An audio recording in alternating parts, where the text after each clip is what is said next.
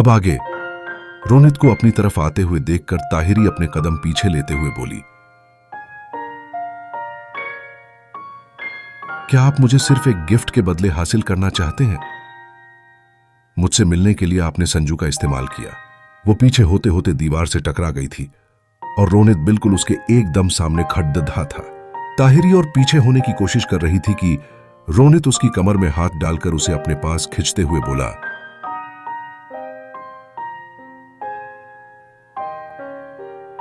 और जगह नहीं है मुझसे दूर जाने की। रोनित के खींचने से ताहिरी बिल्कुल रोनित से सीने से चिपक गई थी। उसने थोड़ी सी जगह बनाने की कोशिश करते हुए रोनित के सीने पर हाथ रख लिए थे। रोनित के इतने करीब होने से अब उसके मुंह से खुल निकल ही नहीं रहा था।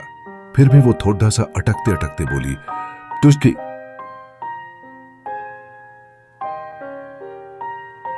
आपको ऐसा नहीं करना चाहिए था। रोनित उसके चेहरे को निहारते हुए बोल, उशो को शीघ्र सीरिए। क्या नहीं करना चाहिए था तुम्हें?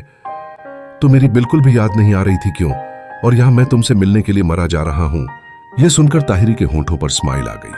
उसने उसे देखते हुए कहा, आइए कहा ही था तो आपको मेरी बहुत याद आ रही थी। रोनित उसके चेहरे को देखता रहा और वो उसके कान के पास अपना चेहरा ले जाते हुए धीरे से बोला,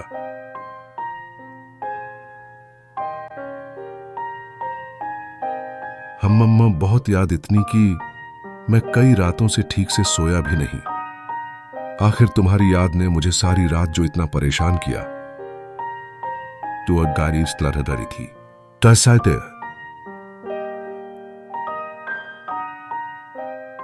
यह सुनकर ताहिरी के कान तुरंत लाल हो गए। एक तो रोनित उसके करीब भी इतना था जिसकी सांसें वो अपने चेहरे पर साफ महसूस कर पा रही थी कि तभी रोनित ने उसे कसकर गले से लगा लिया और उसकी गर्दन में अपना चेहरा छुपा लिया। अपना चेहरा तय था। रोनित के ऐसा करने से ताहिरी जम सी गई थी। रोनित ने उसे काफी कसकर गले से लगाकर रखा था। बैठू कचाता। अगले ही पल ताहिरी ने भी मुस्कुराकर रोनित की पीठ पर अपनी बाजुओं को कस लिया और उसे कसकर पकड़ी डी अच्छिया लिया। वही महिका के रूम में अयान महिका के पास बैठकर उसे घूरे जा रहा था, जो बेड पर लेटी हुई थी। शायद वो नींद में थी। अयान ने धीरे से अपना हाथ महिका के माथे पर रखा, जिससे महिका की आंखें खुल गईं और उसकी आंखें सीधा अयान की आंखों से जा मिली। अयान को देखकर वो बस उसे देखती रही। आज उसे अपने मेजर साहब की आंखों में अपने लिए सिर्फ प्यार, चाहत, परवाह, चिंता, मोहब्बत, दीवानगी सब कुछ नजर आ रहा था, जो सिर्फ उसके लिए था। सिर्फ उसके लिए इन नजरों में हमेशा से उसके लिए यह सब मौजूद था, लेकिन कभी दिखाई नहीं देता था। लेकिन आज वो सरेआम दिखाई दे रहा था। उसे पता ही नहीं चला कि कब आयान को देखते देखते उसके होंठों पर मुस्कान छा गई थी। तभी आयान ने उसे घूरते हुए कहा, उससे किसकिपू, तुमने ऐसा क्यों किया? आयान की बात को महिका बहुत अच्छे से समझ गई थी। उसने आयान की आंखों में देखते हुए कहा, की भी आपने ऐसा क्यों किया? आयान ने उसकी आंखों में देखते हुए कहा,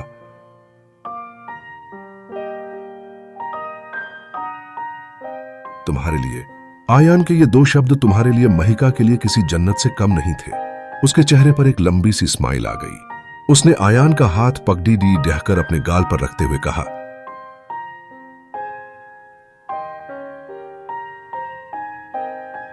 पता है, मुझे कल महसूस हुआ कि आपको कैसा लगता था जब मैं आपको परेशान करती थी।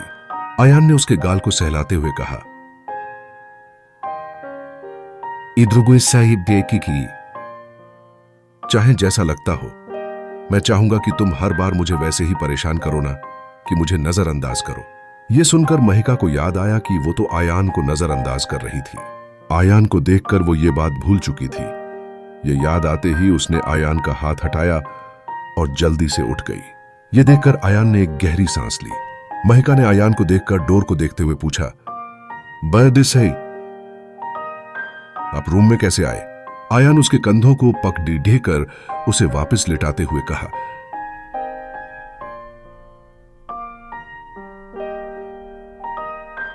तुम लेट जाओ, तुम्हें अभी भी फीवर है। महिका ने वापस बैठते हुए आयान के हाथों को दूर करते हुए कहा,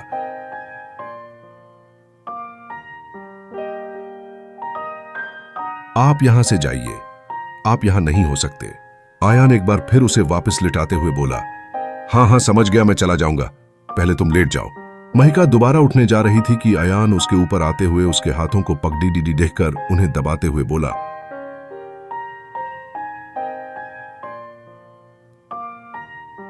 चुपचाप लेटी रहो, अगर दोबारा उठने की कोशिश की तो देख लेना। पहले तो आयान के ऐसे रिएक्शन से महिका बिल्कुल चौंक गई थी।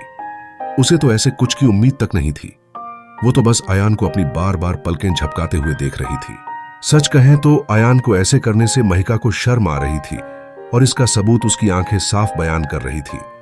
लेकिन अपनी शर्म को आयान से छुपाने के लिए महिका ने यहां वहां देखते हुए बड्ढे बधाते हुए कहा, बेटे बबू बहा बहा जिससे सधीता, पहले खुद ने ही आकर मेरी नींद खराब की और अब खुद ही मुझे वापस सोने के लिए कह रहे हैं।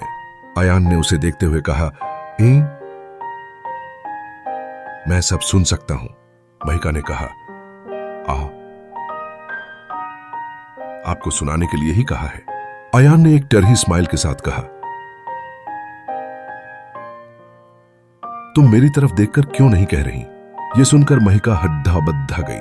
उसकी खूबसूरत आंखों में आयान को बेचैनी साफ साफ दिखाई दे सकती थी, जो उसके इतने करीब होने से हो रही थी। महिका ने गहरी सांस लेकर आयान को देखते हुए कहा, मेरे ऊपर से हटिए। आयान उसके और करीब होते हुए बोला, से को बाही ही है, लेकिन क्यों, मुझे तो ऐसे ही बहुत अच्छा लग रहा है, क्या तुम्हें? वो आगे कुछ कहता कि उससे पहले ही महिका ने ही उसे जोर से धक्का देकर अपने साइड में गिरा दिया और घूर कर आयान को देखने लगी। आयान ने अपने एक हाथ पर अपना सर टिकाते हुए हंसकर कहा, तुम्हारा चेहरा बुखार से लाल हो रहा है या मेरे करीब होने से? महिका सिंह शर्मा रही है। अगर ये बात दुनिया को पता चली तो लोग क्या सोचेंगे महिका सिंह के बारे में? अरे कदो। आयान की बात सुनकर महिका हैरान हो गई। उसे काफी शर्मिंदगी हो रही थी। पहले तो ताहिरी थी, लेकिन अब आयान भी उसे छेद रहा। कहते तभी महिका ने एक टेढ़ी स्माइल करते हुए आयान से कहा, जन तेने कुछ बोगिय से की बुशिशी की। और अगर लोगों को पता चला कि मेजर आयान सिंघानिया, जो अपने खड़ूसपन और सिर्फ अपने फर्ज पर ध्यान देते हैं और ऐसे आधी रात को एक लद्दकी के रूम में चोरी चुपके से आए हैं, इतना ही नहीं बल्कि उन्होंने उसके घर के सिस्टम को भी हैक किया है, तो लोग क्या सोचेंगे आपके बारे में? महिका की बात सुनकर आयान ने मुस्कुराते हुए उसे देखते हुए कहा, बॉस जी, ये सब तुम्हारी मेहरबानी है। इतना कहकर वो वहीं लेट गया। ये देखकर महिका ने आयान को देखते हुए कहा, मेजर साहब, आपको जाकर अंकल को मनाना चाहिए। क्या आपने उनकी बात नहीं सुनी थी? आप भूल गए हैं कि अब तक अंकल ने आपको नहीं अपनाया है। यह सुनकर आयान ने अपनी आंखें बंद करते हुए कहा, ठीक है, पहले अंकल की प्रिंसेस को तो मना ले, वो मान जाएगी तो वो भी मान जाएगी। आयान की बात सुनकर महिका चौंक गई। उसने अपना सर झटक कर कहा, को हुआ की आप यहां क्यों सो रहे हैं? आप जाइए यहां से, अंकल मुझे रात को देखने आते हैं। यह सुनकर आयान ने अपनी आंखें खोलते उसे देखते हुए, घिया तो आने दो, वो भी देख लेंगे मेरा प्यार। और मुझे नहीं पता था कि महिका सिंह को किसी से डर भी लगता है। इतना कहकर उसने महिका का हाथ खींचा और उसे अपने सीने से लगाते हुए कहा, कहे बहुत हो गई बातें, अब सो जाओ। आयान के सीने से लगकर महिका को बहुत खुशी हो रही थी। उसका तो मन वो करने को कर रहा था जो इस वक्त वो नहीं कर रही थी, लेकिन वो ऐसा नहीं होने दे सकती थी। इसलिए उसने अपने जज्बात अपने काबू में रखकर आयान के सीने से दूर होते हुए कहा,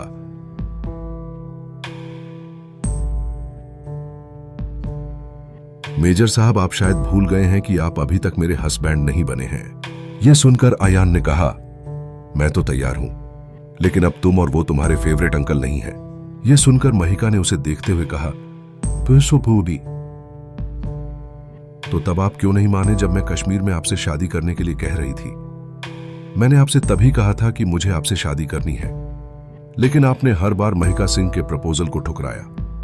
अगर उस पर वक्त हां कहते तो शायद मैं उसी वक्त उसी पल कोर्ट में जाकर आपसे शादी कर लेती। महिका की बात सुनकर अयान हैरान हो गया। वो बैठते हुए महिका को देखकर बोला, मतलब तुम मुझे ताना मार रही हो? मुझे यकीन नहीं हो रहा। और तुम मुझसे शादी कोर्ट में करने के बारे में सोच रही थी? महिका ने अपने हाथ बांधकर सामने देखते हुए कहा,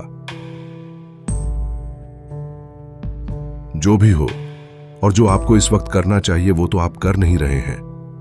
आपको अपना प्यार अंकल के सामने जाकर जताना चाहिए, लेकिन आप क्या कर रहे हैं? अयान ने महिका को समझाते हुए कहा, ओके मैं समझ गया, ठीक है, मैं ऐसा ही करूंगा। मैं तुम्हें भी मना लूंगा और तुम्हारे अंकल को भी बहुत जल्द, ठीक है? चलो फिलहाल सोते हैं। इतना कहकर उसने महिका का हाथ पकड़ ढाका। महिका ने अयान को देखा। वही दूसरी तरफ घर के बाहर रोनित यहां वहां देखते हुए चल रहा था ताकि उसे कोई देख ना ले। तभी एक साइड बैठे तेज ने उसे चिढ़ाते हुए कहा, क्या हुआ, तुझे निकाल दिया या ताहिरी ने भगा दिया? यह सुनकर रोनित पहले तो झेंप गया, लेकिन जल्दी ही संभल कर तेज से बोला, और तू यहां क्यों बैठा है? पक्का फिर से तूने कुछ किया होगा। तभी रोशनी भाभी ने तुझे अपनी चप्पल से मारकर बाहर भगा गया। अब यह सुनकर तेज झेंप गया। वो शर्मिंदगी से अपने बालों में हाथ फेरते हुए सोचने लगा। वो रोशनी से मिल तो गया था, लेकिन वो अपनी हरकतों से बाज नहीं आ रहा था और रोशनी को घबराहट हो रही थी कि कहीं कोई देख ले ना ले, क्योंकि वो उस वक्त किचन के पास थे जो उस वक्त बिल्कुल खाली थी। उसे रोशनी वही मिली थी। पहले तेज के कहने पर रोशनी ने उसे टेस्टी खाना बनाकर खिला दिया था, लेकिन उसके पास तेज रोशनी को छेड़ने लगा और रोशनी बार बार प्यार से उसे समझा रही थी कि वो अपने घर नहीं है और यहां बिडिद्दे भी है, तो वो उससे थोड़ा दूर रहे। लेकिन रोशनी के सामने होते हुए तेज को कहां कुछ सुनाई दे रहा था। जब तेज नहीं माना तो रोनित ने कहे अनुसार रोशनी को अपनी चप्पल निकालनी ही पुड़ी और तेज को तोते की तशीगे बोसी तेज को भगा दिया। तेज ये याद करके खुद से बोला,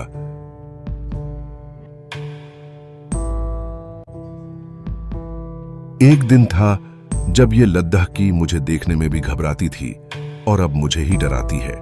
रोनित ने उसकी बात सुन ली थी। उसने उसके साइड में बैठते हुए उसके सर पर मारते हुए कहा,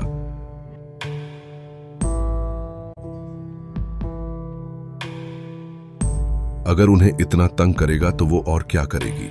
तेज ने मुस्कुराते हुए रोशनी को याद करते हुए कहा,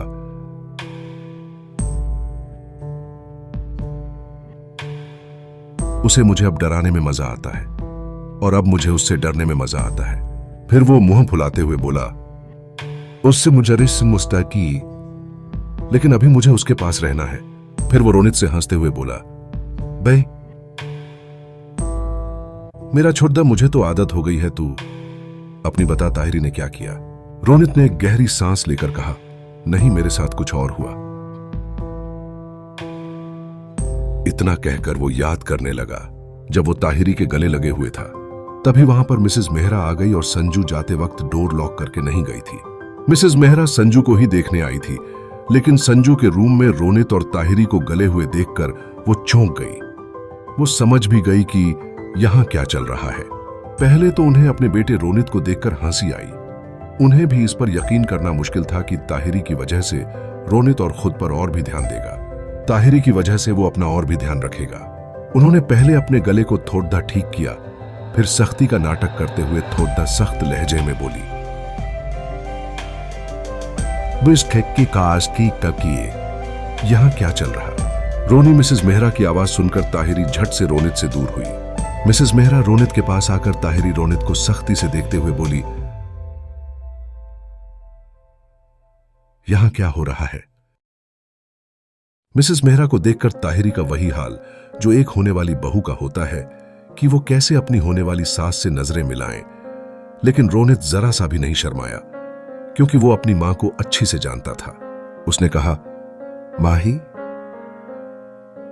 मां? मिसेस मेहरा जल्दी से रोनित से बोली, क्या मां, क्या तुझे ये नहीं पता कि शादी से पहले से होने वाली बहू से नहीं मिलते? यह सुनकर ताहिरी के मुंह से खुद ही निकल गया, लेकिन वो तो शादी की तारीख निकलने पर होता है। मिसेस मेहरा ने ताहिरी से प्यार से कहा, हाँ वो भी जल्दी निकल जाएगी। फर्स्ट वी थी ससीता अहमपू कसुकुटिया कितेंस। इतना कहकर उन्होंने ताहिरी का हाथ पकड़ दिद्धा। ये देखकर रोनित जल्दी से बोला, मां आप ताही को कहां ले जा रही है? मिसेस ने कहा,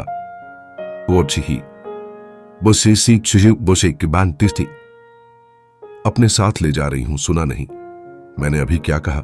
और ये सब शादी के बाद ही हो तो अच्छा है। यह सुनकर ताहिरी की हंसी छूट गई। रोनित ने परेशान होते हुए कहा, लेकिन मैंने अभी तक तो कुछ किया ही नहीं है। लेकिन मिसेस मेहरा उसकी बात को अनसुना करके ताहिरी को ले जाने लगी। ताहिरी ने मुद्द कर रोनित को देखा और जीभ दिखाई दी। यह देखकर रोनित ने उसे अपनी आंखें दिखाई, लेकिन अगले ही पल वो मुस्कुरा दिया।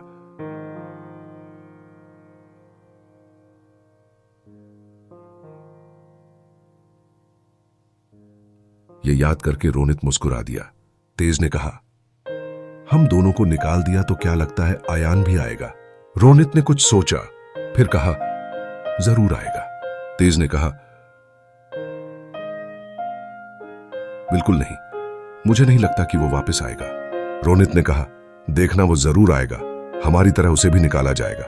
तेज ने अपना हाथ आगे करके कहा,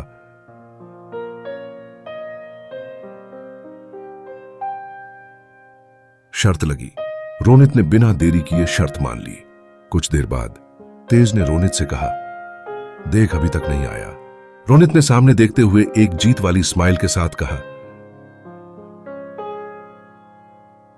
ये कौन है? तेज ने सामने देखा तो वो आयान को देखकर हैरान हो गया। अपने बालों में हाथ फेरते हुए उनसे ही बचकर जा रहा था।